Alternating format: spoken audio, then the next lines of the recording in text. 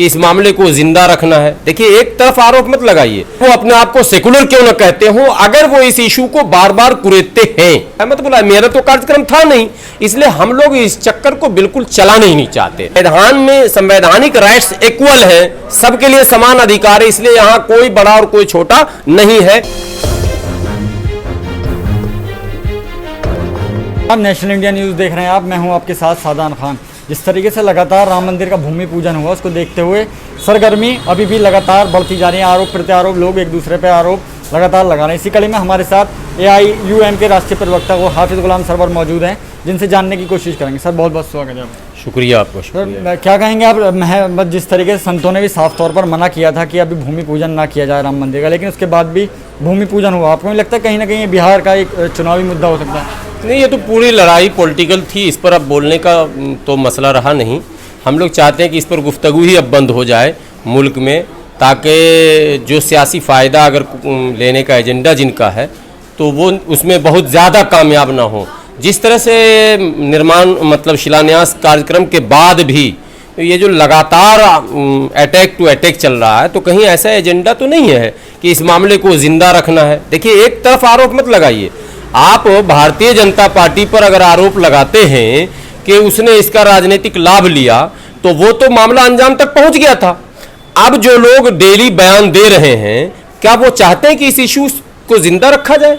हो गया, एक अध्याय था जो समाप्त हो चुका, एक बड़ी लड़ाई, देश ने इसका जो खमियाजा भुगतना था वो भुगत लिया।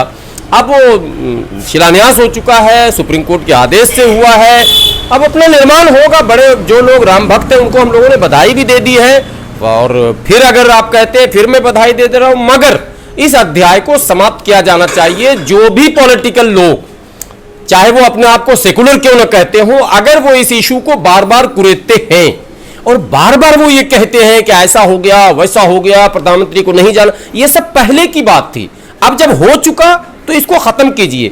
नेक्स्ट इशू क्या है, आप इस पर बात कीजिए। आप देखिए, जो मजदूर कोरोना काल में यहां से पैदल गांव गए थे, वो अब तक भूखे और प्यासे ही जीवन जी रहे हैं। ये न्यूज कल से आना शुरू हुआ है, न्यूज 24 पर चला है, कई चैनलों ने चला है। इस पर देश के राजनेताओं का ध्यान जाना चाहिए कि वो जो जिनको आप प्रवासी कहते थे, केवल दिल्ली से 80 लाख की तादाद उनकी थी, वो अब गांव में भी जाकर बेरोजगारी के शिकार हो गए और लौट कर फिर दिल्ली आ रहे हैं। अब आप ये बताइए कि उनके विषय में कब सोचिएगा आप इशू, आप बार बार उसको अयोध्या क्यों पहुंचा रहे? वो तो हो गया, अच्छी बात है कि अध्याय समाप्त हुआ, मामला खत्म कीजिए। अब बार बार उसका चर्चा नहीं हो, चाहे संजय सिंह हो, चाहे हमारे बड़े साहब हों, जितने साहबान बार बार इस इशू पर बोल रहे हैं, नहीं बोलना चाहिए। बिल्कुल, जिस तरीके से अब लगातार एक और मुद्दा उठकर सामने आ रहा है कि राम मंदिर भूमि पूजन के दौरान राष्ट्रपति रामनाथ कोविंद को नहीं बुलाया गया, वो इसलिए क्योंकि वो बहुजन समाज से हैं। लेकिन जब सरकार सत्ता में आई थी तो उन्होंने गागा कर कहा था कि हमने बहुजन समाज को एक राष्ट्रपति बनाया है। देखिए, ये बहस जो है वो धार्मिक बहस है। कौन किस वर्ण का है, ये हिंदू धर्म के धार्मिक पुस्तकों और नियमों का मामला है। हम लोग उसमें बहुत ज़्यादा इंटरफेयर नहीं करते, लेकिन भारत चूंकि संविधान से चलता है और संविधान में संवैधानिक राइट्स इक्वल है, सबके लिए समान अधिकार है, इसलिए यहाँ कोई बड़ा और कोई छोटा नहीं है। यहाँ अगर संवैधानिक पद पर बड़ा है तो वही बड़ा, तो महामहिम राष्ट्रपति जो है वो सबसे बड़े पद पर है, प्रथम नागरिक हैं भारत के, इसलिए वो मोदी जी से भी बड़े हैं संवैधानिक दृष्टिकोण से। भारत के सर्वोच्च पद अगर कोई है तो वो राष्ट्रपति का पद है, तो बुलाना चाहिए। देखिए, ये चाहिए चूहिए का मामला हम क्यों बोले?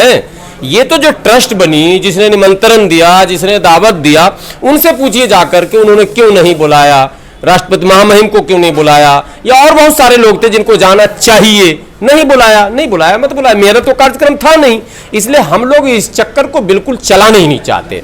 जो हो गया सो हो गया, वो उन लोग बहस करें। जो SC समाज के लोग हैं, उनको अगर लग रहा है कि हमारी अनदेखी की गई है, तो वो आवाज उठाएंगे, वो संवैधानिक आवाज उठाएंगे, उठाना उनका अधिकार बनता है, उनको कहना पड़ेगा, कहना चाहिए। अगर OBC को लगता है कि मेरे साथ न्याय नहीं हुआ तो वो आवाज उठाएं, बिल्कुल उठाना चाहिए। OBC में हमारे भी लोग हैं, SC में भी हमारे लोग हैं, तो ये उनके साथ मिलकर बोलेंगे। लेकिन धार्मिक मामलों में हम चाहते हैं कि ज्यादा टांग न अड़ाना चाहिए। हम संवैधानिक लड़ाई लड़ने वाले लोग हैं, संविधान की बात करते हैं और संवैधानिक दृष्टिकोण से पहले ही इस देश में बहुत सारी नाइंसाफियां हो चुकी है जिसके हम लोग भुक्तभोगी हैं। और हम लोग कोर्ट से कहते हैं कि आप न्याय का वातावरण बनाने में सहयोग कीजिए, क्योंकि आप ही न्याय के मंदिर हैं। पहले भी बहुत सारे ऐसे फैसले आए हैं जिसने देश के लोगों को निराश किया है। फैसला तो सर्वोपरि होता है लेकिन निराश है। तो ये निराशावादी जो वातावरण है इसको कैसे मतलब आशावादी बनाया जाए, ये लड़ाई इसकी हम लोगों की है। कौन आएगा कौन जाएगा किसको बुलाया जाए ये हमारा मुद्दा नहीं है।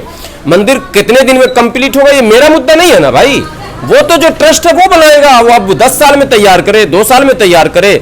मोदी जी चुनाव में बिहार में एजेंडा बनाएंगे नहीं बनाएंगे ये मेरा मुद्दा नहीं है, वो तो उनका पॉलिटिकल एजेंडा, वो करें नहीं करें। हमारा क्या होना चाहिए, हम तो समाज की बात करते हैं ना।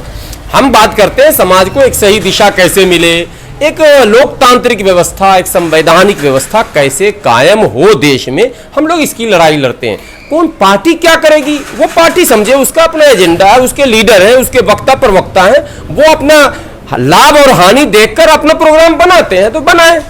जनता को चाहिए कि वो ये देखे कि हमारा लाभ और हानि किसमें है। चैनल को सब्सक्राइब नहीं किया है तो प्लीज सब्सक्राइब कीजिए और ताज़ा अपडेट पाने के लिए बेल आइकन को दबाना ना भूलें।